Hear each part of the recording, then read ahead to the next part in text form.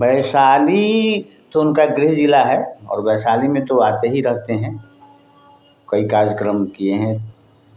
तो वैशाली जिला में तो संवाद हो ही रहा है। लगभग बिहार में बिहार यात्रा का समापन हो चुका है।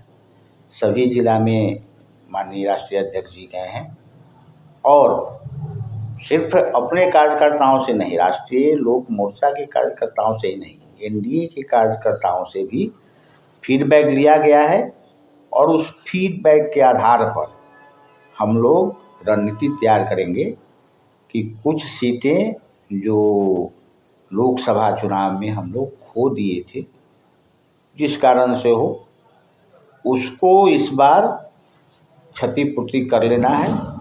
और जो नीतीश जी बोले हैं कि 2025 में 225, तो 225 के टारगेट को लेकर के हम लोग चल रहे हैं और उसी की तैयारी के तहत बिहार यात्रा माननीय राष्ट्रीय अध्यक्ष जी द्वारा चलाया जा रहा है। बिहार यात्रा को कई समय आगामी जो चुनाव है उसी की तैयारी का ये पहला पड़ाव तो। हाँ, निश्चित रूप से यह तैयारी कार्यक्रम ही है और जनता से फीडबैक लेना है कि जनता क्या चाहती है और सरकार से कितना संतुष्ट है, उसको क्या फिर सरकार में प्रॉब्लम हो रहा है। इन्हीं सब बातों के लिए हम लोग जा रहे हैं।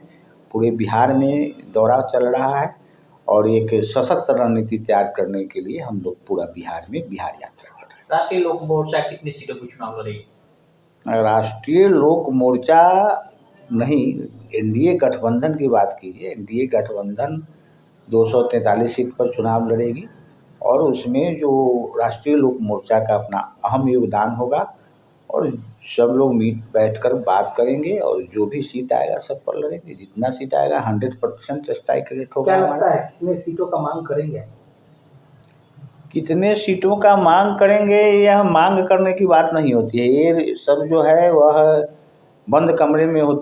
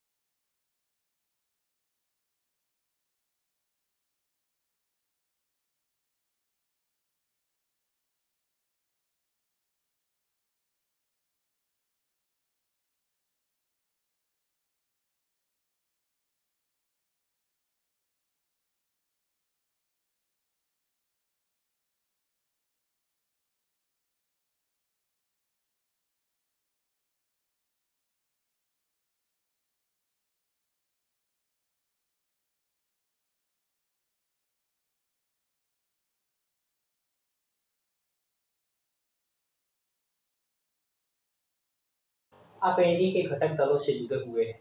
हाजीपुर बीजेपी का कंटिन्यूअस सीट रहा है।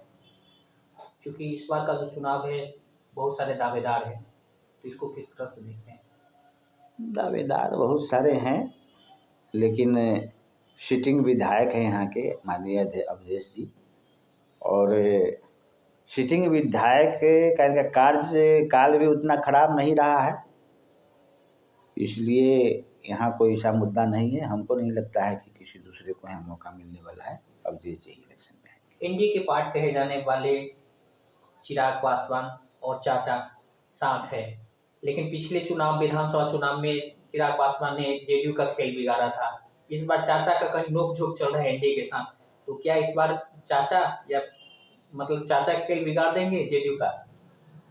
ये तो एनडीए में सभी लोग हैं, और कहा ही गया है कि जब 9 बुद्धिजीवी जुटते हैं तो उनका 10 मत होता है। तो यह कोई राजद तो है नहीं, यहाँ पर बुद्धिजीवियों की पार्टी है, सभी लोग बुद्धिजीवी हैं। तो मतभेद है लोगों में, लेकिन मनभेद नहीं है। अंत में सभी लोग एक साथ लड़ेंगे और 243 सीट पर मजबूती के साथ लड़ाई होगी। और नीतीश जी का जो नारा है 225 में 2025 में 225, उस लक्ष्य को हम लोग प्राप्त करेंगे। वैशाली के अगर एक विधानसभा की अगर बात करें, तो जितने भी क्षेत्र पड़ रहे हैं उसमें से राष्ट्रीय लोक मोर्चा कौन से दल मतलब कौन से विधानसभा क्षेत्र से चुनाव लड़ना चाहिए? देखिए, चुनाव तो हम लोग लड़ेंगे ही। सबसे पहले सीट कहाँ से मिलता है यह कंफर्म होना चाहिए, और डिमांड करने के लिए तो राष्ट्रीय अध्यक्ष जी हमारे हैं, लेकिन कुछ सीट है, जैसे यहाँ हो गया आपका महुआ हो गया, राजापाकर हो गया, राघोपुर हो गया, यह सब सीट खाली है, वहाँ से हमारी दावेदारी होगी। अब मिलेगा वहाँ से लड़ेंगे हम लोग इलेक्शन। कितना मजबूत स्थिति है, जबकि ऑलरेडी पहले से आरजेडी का वहाँ पे रहा है। महुआ का जब बात करेंगे तो पिछले चुनाव में जेडीयू पीछे रही है। आरजेडी तो वहाँ मान लीजिए संजोग से जीत गया है। आरजेडी का वहाँ कोई बेस बैंक तो है नहीं, वह सब था, वह स्थिति परिस्थिति कुछ दूसरी थी।